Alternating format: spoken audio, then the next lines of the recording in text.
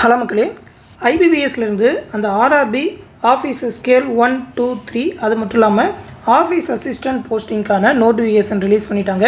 மொத்தமாக பார்த்தீங்கன்னா 13,217 வேகன்சி சொல்லியிருக்காங்க. அதாவது இந்த ஆர்ஆர்பினா என்னென்னாக்கா ரீஜனல் ரூரல் பேங்க் அப்படின்னு சொல்லுவாங்க. கிராம வங்கிகள் இந்தியா முழுக்க இருக்கிற கிராம வங்கிகளில் சொல்லியிருக்காங்க.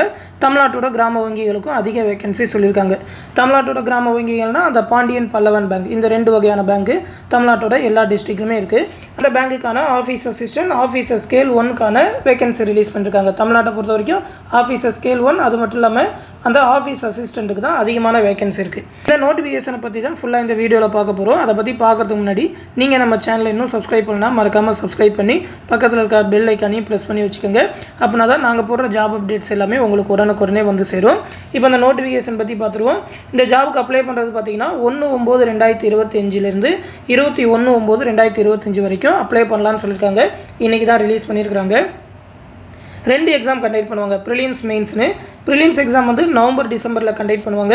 மெயின்ஸ் எக்ஸாம் வந்து டிசம்பர் ஃபெப்ரவரியில் இருக்கும், டிசம்பர் டு ஃபெப்ரவரியில் இருக்கும்னு சொல்லியிருக்காங்க. அதுக்கப்புறம் அப்பாயின்மெண்ட் ஆர்டர் வந்து ஃபெப்ரவரி மார்ச்லேயே கொடுத்துருவாங்க. ஒரு 6 மந்த் ப்ராசஸ் தான். பேங்க் எக்ஸாம் எல்லாமே சீக்கிரமாகவே முடிச்சிடுவாங்க. தமிழ்நாட்டோட பொறுத்த வரைக்கும் பார்த்தீங்கன்னா கிராம வங்கிக்கு ஹெட் ஆஃபீஸ் சேலம் தான். ஆனால் எல்லா மாவட்டத்திலுமே ஜாப் உண்டு. தமிழ் அப்படின்னு சொல்லி மென்ஷன் பண்ணியிருக்காங்க. அதாவது லோக்கல் லாங்குவேஜ் கட்டாயமாக தெரிஞ்சிருக்கணும். நீங்கள் எக்ஸாம் வந்து தமிழ்லேயே எழுதலாம் அப்படின்னு சொல்லியிருக்காங்க. இந்த எக்ஸாம் கடைசி 2 வருஷமாக தமிழ்லேயே கண்டக்ட் பண்ணுறாங்க. தமிழ் இல்லைன்னா இங்கிலீஷ் 2 லாங்குவேஜ்லையுமே எழுதலாம். ஹிந்தியில் கூட நீங்கள் எழுதலாம். இதில் பார்த்தீங்கன்னாக்கா ஆஃபீஸ் அசிஸ்டண்ட்டுக்கு ஏஜ் லிமிட் 18லேருந்து 28ன்னு சொல்லியிருக்காங்க. எந்த டேட்டா பர்த்துக்குள்ளே பிறந்திருக்கணும்னு சொல்லி நோட்டிஃபிகேஷன்லேயே மென்ஷன் பண்ணியிருக்காங்க. 2007க்குள்ளே பிறந்திருக்கணும், 1997க்கு அப்புறம் பிறந்திருக்கணும்னு சொல்லியிருக்காங்க. ஆஃபீஸர் ஸ்கேல் 1க்கு பார்த்தீங்கன்னா 18லேருந்து 30, ஆஃபீஸர் ஸ்கேல் 2க்கு 21லேருந்து 32, ஆஃபீஸர் ஸ்கேல் 3க்கு 21லேருந்து 40ன்னு சொல்லியிருக்காங்க. ஆஃபீஸர் ஸ்கேல் 3யை பொறுத்த வரைக்கும் தமிழ்நாட்டுக்குலாம் வேகன்சி இல்லை. இது இல்லாமல் பார்த்தீங்கன்னா ஏஜ் ரிலாக்ஸேஷனும் உண்டு.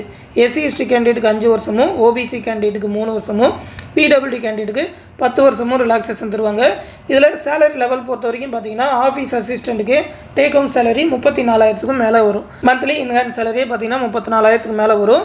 ஆஃபீஸ் ஸ்கேல் 1க்குலாம் பார்த்தீங்கன்னாக்கா ஒரு 37,000 வரைக்குமே இன்ஹேண்ட் சேலரி வரும், நீங்கள் ஒர்க் பண்ணுற ஜோனை பொறுத்து. இதற்கான குவாலிஃபிகேஷன் பார்த்தீங்கன்னா பேச்சுலர் டிகிரி, ஏதாவது ஒரு டிகிரி முடிச்சிருந்தா போதும். எந்த டிசிப்ளினாலும் ஓகேன்னு சொல்லியிருக்காங்க, எந்த டிபார்ட்மெண்ட்னாலும் ஓகே. லோக்கல் லாங்குவேஜ் வந்து ஆஃபீஸ் அசிஸ்டண்ட்டுக்கு கட்டாயமாக தெரிஞ்சிருக்கணும்னு சொல்லியிருக்காங்க. அந்த ஆஃபீஸ் ஸ்கேல் 1க்கும் பேச்சுலர் டிகிரி தான் சொல்லியிருக்காங்க.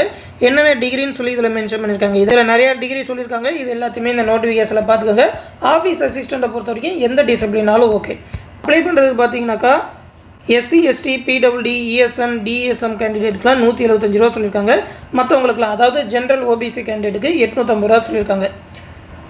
ஆஃபீஸ் அசிஸ்டண்ட்டை பொறுத்த வரைக்கும் பார்த்தீங்கன்னா 2 எக்ஸாம் உண்டு. அதில் ஃபஸ்ட்டு Tier 1 ப்ரிலிம்ஸ் எக்ஸாம் பொறுத்த வரைக்கும் பார்த்தீங்கன்னா ரீசனிங்லேருந்து ஒரு 40 கொஸ்டின், நியூமரிக்கல் எபிலிட்டிலேருந்து ஒரு 40 கொஸ்டின். இது எல்லாமே பார்த்தீங்கன்னா தமிழ் எழுதலாம். அதுக்காக தான் இந்த ஸ்டார் மென்ஷன் பண்ணியிருக்காங்க. 80 கொஸ்டின் 80 மார்க்குக்கு மொத்தமாக 45 நிமிஷம், 25-20 நிமிஷம் அப்படின்னு சொல்லி 2ஆக பிரிச்சிருப்பாங்க. ஆஃபீஸ் ஸ்கேல் 1க்கு Tier 1 பார்த்தீங்கன்னா ரீசனிங்லேருந்து 40 கொஸ்டின், குவான்டிடேட்டிவ் ஆப்டிடியூட்லேருந்து 40 கொஸ்டின், மொத்தமாக பார்த்தீங்கன்னா 80 கொஸ்டின். இதுக்குமே டைம் பிரிச்சே கொடுத்துருப்பாங்க. இதையுமே நீங்கள் தமிழ்லேயே எழுதலாம். அடுத்து Tier 2 அதாவது மெயின்ஸ் எக்ஸாம் பொறுத்த வரைக்கும் பார்த்தீங்கன்னா ஆஃபீஸ் அசிஸ்டண்ட்டுக்கு ரீசனிங்லேருந்து 40, கம்ப்யூட்டர் நாலேஜ்லேருந்து 40, ஜென்ரல் அவேர்னஸ்லேருந்து 40, இங்கிலீஷ் லாங்குவேஜ் இல்லைனா ஹிந்தி, ரெண்டுத்தில் ஏதாவது ஒன்று நீங்கள் சூஸ் பண்ணிக்கலாம். இங்கிலீஷில் எழுதலாம், ஹிந்தி எழுத தேவையில்லை. நியூமரிக்கல் எபிலிட்டிலேருந்து 40 கொஸ்டின், மொத்தமாக 200 கொஸ்டின், 200 மார்க்குக்கு 120 நிமிஷம். ஒன்றுத்துக்குமே இண்டிவிஜுவலாக டைம் பிரிச்சே சொல்லியிருப்பாங்க. இதில் நீங்கள் இங்கிலீஷை தவிர மற்றது எல்லாமே பார்த்தீங்கன்னா தமிழ்லேயே எழுதலாம். இங்கிலீஷில் அந்த 40 கொஸ்டின் மட்டும் தான் இங்கிலீஷில் எழுதுகிற மாதிரி இருக்கும். ஆஃபீஸர் ஸ்கேல் 1க்கு பொறுத்த வரைக்கும் அதே மாதிரி தான். அந்த நியூமரிக்கல் எபிலிட்டிக்கு பதிலாக குவான்டிடேட்டிவ் ஆப்டிடியூட்லேருந்து 40 கொஸ்டின் கேட்பாங்க. இதுலையுமே நீங்கள் இங்கிலீஷ் இல்லைனா ஹிந்தி ஏதாவது ஒன்று சூஸ் பண்ணிக்கலாம். மற்ற சப்ஜெக்ட்லாம் பார்த்தீங்கன்னா நீங்கள் தமிழ்லேயே எக்ஸாம் எழுதலாம்னு சொல்லியிருக்காங்க. இதில் இந்த எக்ஸாம் லாங்குவேஜ்லாம் சொல்லியிருக்காங்க பாருங்க. தமிழ்நாடு வேகன்சிக்கு இங்கிலீஷ், ஹிந்தி, அப்படி இல்லைன்னா தமிழ்லையுமே நீங்கள் எக்ஸாம் எழுதலாம்னு சொல்லியிருக்காங்க. ஆஃபீஸர் ஸ்கேல் 2க்குலாம் பார்த்தீங்கன்னா அந்தந்த ப்ரொஃபஷனல் நாலேஜ் ஏற்ற மாதிரியான எக்ஸாம் வைப்பாங்க. அதுக்கெலாம் பார்த்தீங்கன்னா தமிழ்நாட்டில் அதிகமாக வேகன்சியே கிடையாது. ஆஃபீஸர் ஸ்கேல் 3க்கு சுத்தமாகவே வேகன்சி இல்லை. நீங்கள் அப்ளை பண்ணும்போது பார்த்தீங்கன்னா உங்களோட passport size photo, signature, left thumb impression, அது மட்டும் இல்லாமல் ஒரு டிக்ளரேஷன் எழுதி அதை ஸ்கேன் பண்ணி அப்லோட் பண்ண சொல்லுவாங்க. அது ஒரு 2 லைன் இருக்கும், அதிலேயே காட்டுவாங்க. உங்களோட SSLC மார்க் ஷீட், அதுக்கு ஈக்குவலண்டான சர்டிஃபிகேட் அப்லோட் பண்ணணும்.